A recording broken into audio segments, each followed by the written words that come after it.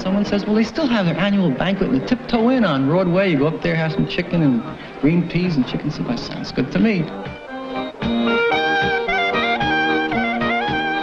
So I went to the Tiptoe Inn that year, 1963. I felt a little awkward because here I was, a square-looking fellow wearing a suit and a tie with a briefcase, looking like any other FBI agent, perhaps. How will they trust me? Would they talk to me? You know, these were militants, revolutionaries. What sort of people are there? And I entered this room where they were making speeches and there were songs, and they saw me come in. And I was absolutely enthralled by these people. And 15 years later, my opinion hasn't changed, not one whit.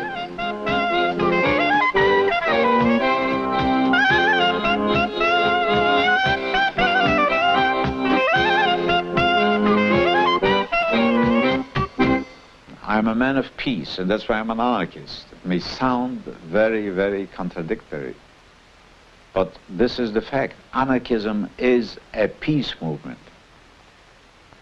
I think my ideas were all my life.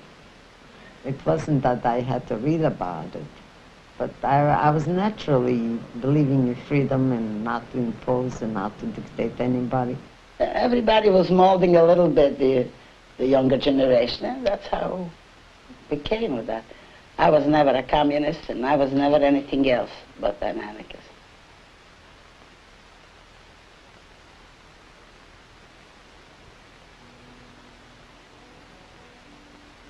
Oh, Ellis Island, du Grenetz von Freiland, wie grausam, wie schrecklich du bist. Als welcher Ziches, was kennen nur Riches, du plockst die Geplockte süß. Mit Zorres gekommen, dem Jam durchgeschwommen, die Götten von Freiheit der Sehn. Und kommt Ellis Island, Grenetz von Freiland, und sagt halt, man kann weiter nicht gehen.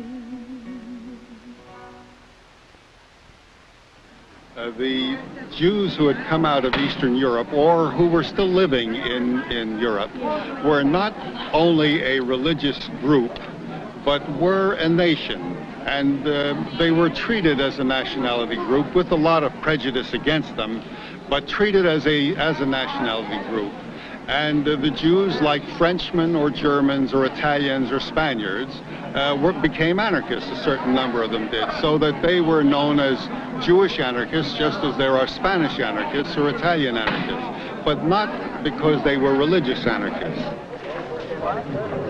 I come from a Hasidic family, and I was a believer in the Jewish religion, in the very strict Orthodox religion. But I had my doubts, apparently, since my early childhood. And when I finally freed myself of the religious dogma, I still remained a Jew. I still consider myself as a Jew, but a secular Jew. And I consider myself an anarchist because I believe in the attainability of a system of society without government.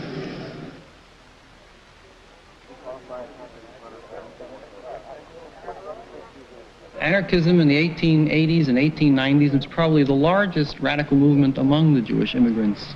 These immigrants actually were upset by the world that confronted them when they arrived in the United States. They were disappointed. For some, of course, it's the legendary streets paved with gold, which they failed to find. I don't think any of the anarchist working men were anticipating anything like that. But they could not foresee the wrenching experience that they underwent from one world to the other. Oscar Handlin, the Harvard historian, wrote a famous book called The Uprooted. And they were uprooted from one land, one culture, one world, and cast into another world where conditions of labor were, if anything, worse than they had found, and more rigorous and more demanding than they had been in the old country. And the sweatshops were no better than the factories in Lodz or Bialystok, for example, from which many of them had come. And they were revolted by the entire ethic of capitalism that they found here in the United States, in New York, in Baltimore, and Boston, Philadelphia, and other large cities where they tended to settle, in addition to the Lower East Side. So what they did was to replace this world with a counter-world, American culture with a counterculture, and they began to establish their whole anarchist culture, an anarchist milieu.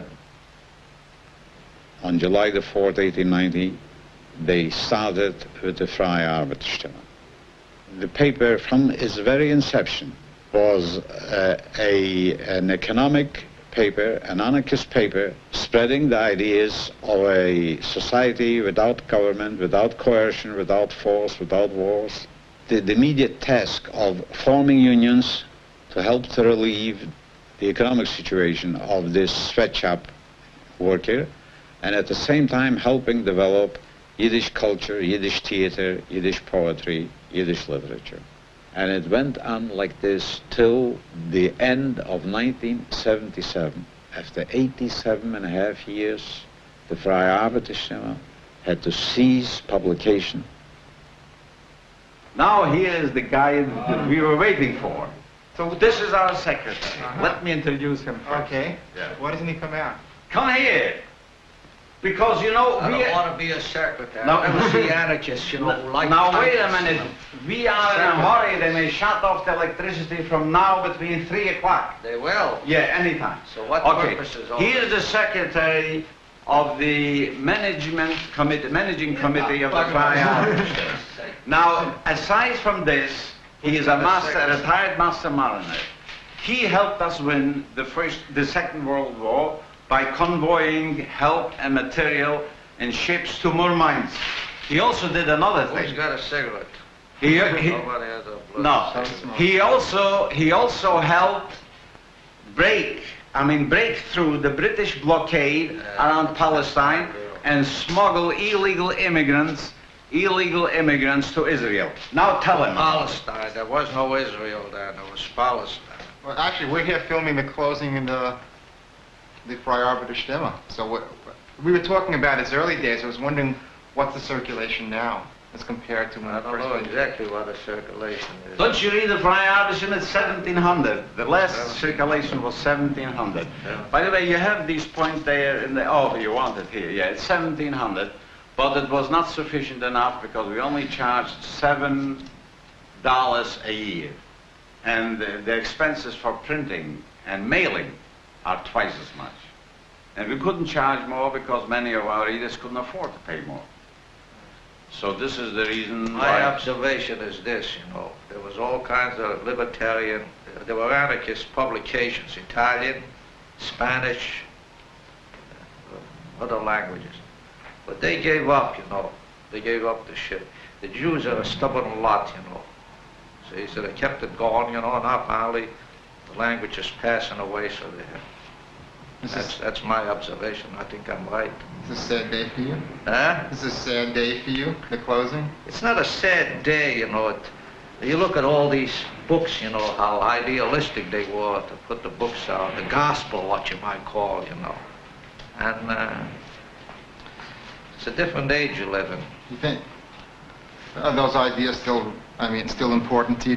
Do you think they're as These realistic ideas- as when you... Those ideas have been going on God knows how long, you know. Don't take me to say God knows that I believe there is a big boss with long beard and side locks, you know. What do you want from me? Don't walk because she has to walk away from you. But are you still as idealistic as you were when you first read the Freie Arbeiterstimme? You have to be idealistic, otherwise you might as well take a gun and blow your brains out, you know.